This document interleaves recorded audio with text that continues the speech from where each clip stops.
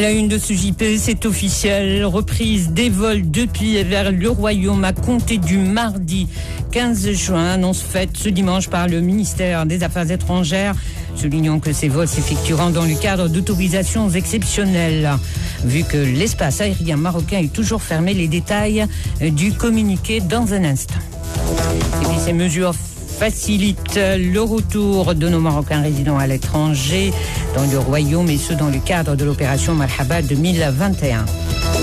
Une autre bonne nouvelle pour les vaccinés des 2 doses, allez chercher votre passe. Il est téléchargeable à partir de demain sur le site www.lecarcorona.ema.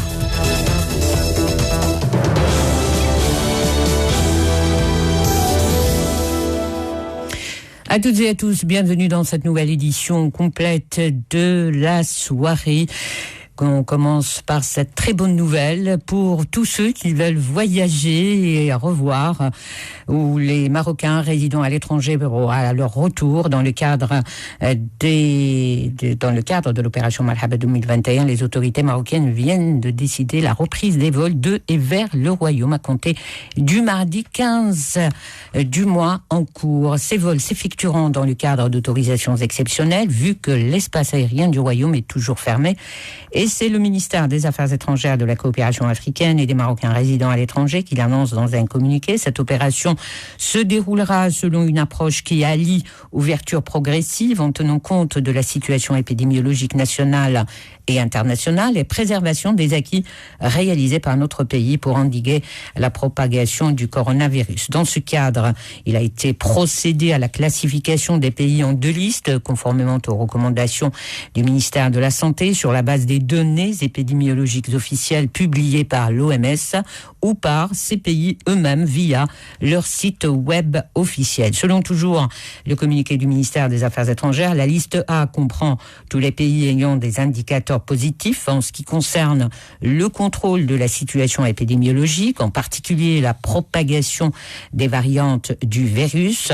Les voyageurs en provenance de ces pays, qui soient des ressortissants marocains, des étrangers établis au Maroc ou des citoyens de ces pays ou étrangers y résidant, peuvent avoir accès au territoire marocain s'ils disposent d'un certificat de vaccination et ou d'un résultat négatif d'un test PCR d'au moins 48 heures de la date d'entrée au territoire dans le Royaume. Les titulaires des certificats de vaccination étrangers bénéficieront des mêmes avantages accordés par le certificat de vaccination marocain aux citoyens marocains sur le territoire national, a encore indiqué le ministère des Affaires étrangères. Quant à la liste B, elle se veut une liste restrictive de l'ensemble des pays non concernés par les mesures d'allègement contenues dans la liste A et qui connaissent une propagation des variantes ou l'absence de statistiques précises sur la situation épidémiologique. Les voyageurs en provenance des pays figurant sur cette liste doivent obtenir des autorisations exceptionnelles avant de voyager, présenter un test PCR négatif de moins de 48 heures de la date d'entrée au territoire national, puis se soumettre à un isolement sanitaire de 10 jours. La liste A et B seront publiées de manière régulière sur les sites électroniques des ministères chargés des Affaires étrangères, de la Santé et du Tourisme, a fait savoir le ministère des Affaires étrangères, notant que les 2 listes seront actualisées régulièrement, au moins 2 fois par mois selon le besoin.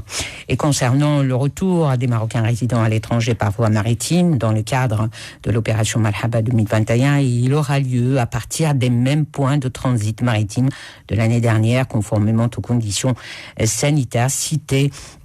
Donc, sachant qu'en plus du test PCR présenté lors de l'embarquement, les voyageurs subiront un autre test à bord, et ce pour assurer le maximum de sécurité sanitaire pour eux et pour leurs proches. La liste A contient les États membres de l'Organisation des Nations Unies qui ne sont pas mentionnés dans la liste B. Et puis le Maroc impose l'isolement sanitaire aux voyageurs en provenance de 74 pays. Autre bonne nouvelle donc pour les Marocains vaccinés aux 2 doses, allez chercher votre passe, vous en aurez besoin. Et en application des recommandations du comité scientifique, le gouvernement a mis en place un pass vaccinal que les personnes ayant reçu les 2 doses du vaccin contre le Covid-19 peuvent télécharger à partir de demain lundi sur le site www.lecarcorona.ma. Et puis dans un communiqué, le gouvernement précise également que ce pass vaccinal est un document officiel, sécurisé et reconnu par les autorités et qui permet à son détenteur, sans nul besoin de documents supplémentaires, d'effectuer des déplacements sur l'ensemble du territoire national sans restriction de circuler au-delà de 23 heures et de voyager à l'étranger. Pour Saïd Afif, docteur Saïd Afif nous explique que sa mise en place est nécessaire pour lancer l'activité du pays et encourager aussi la vaccination. Saïd Afif est membre du comité national scientifique de la vaccination. Suite aux orientations du comité scientifique, notre État a pris la décision de donner la libre circulation aux personnes vaccinées. Ça, le but, c'est d'arriver à une vie plus ou moins normale, parce que tout le monde, après plus de 16 mois, tout le monde est excédé. Et puis aussi, à ce que notre économie puisse se rétablir petit à petit. Donc, c'est bien. On espère recevoir prochainement aussi les vaccins pour pouvoir descendre aux personnes de plus de 35 ans et de plus de 30 ans.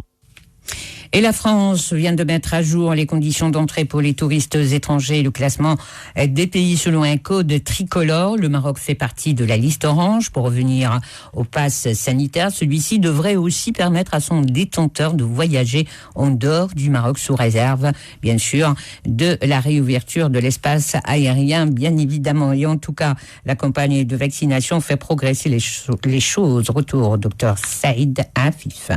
Tout le monde est en train de voir quelle est la situation épidémiologique du Maroc. Actuellement, la situation épidémiologique du Maroc, elle est meilleure par rapport à pas mal de pays. Pour nous, qui sommes arrivés à ce niveau de vaccination, c'est une bonne chose et on espère que nous allons continuer pour pouvoir avoir cette immunité collective, parce que c'est elle qui va diminuer la propagation du virus. Docteur Saïd Afif, il est membre du comité national scientifique de la vaccination. Et à propos justement de la vaccination, le Maroc a dépassé les 15 millions de doses administrées depuis le démarrage de la campagne de vaccination fin janvier dernier. Plus de 15 millions de doses ont été au total administrées, dont plus de 9 millions de la première dose et plus de 6 millions de la seconde dose. Et à travers la planète, la pandémie a fait plus de 3 millions de morts dans le monde depuis fin décembre 2019, selon un bilan établi à partir de sources officielles. Ce dimanche, l'OMS estime qu'en prenant en compte la surmortalité directement et indirectement liée au Covid-19, le bilan réel est 2 à 3 fois plus élevé. Et puis à Londres, où les dernières restrictions doivent être levées le 21 juin, le ministre de la Santé affirme que le variant Delta se transmet 40%, plus que le variant Alpha, qui était jusqu'ici dominant au Royaume-Uni. Et malgré une augmentation du nombre de nouveaux cas de Covid-19 ces derniers jours, dépassant les 5000 voire les 6000 cas recensés quotidiennement, le nombre d'hospitalisations reste stable. La majorité des hospitalisations concernant les patients qui n'ont pas été vaccinés. Il est 20h, passé d'une dizaine de minutes. À toutes et à tous, merci d'avoir suivi ce journal.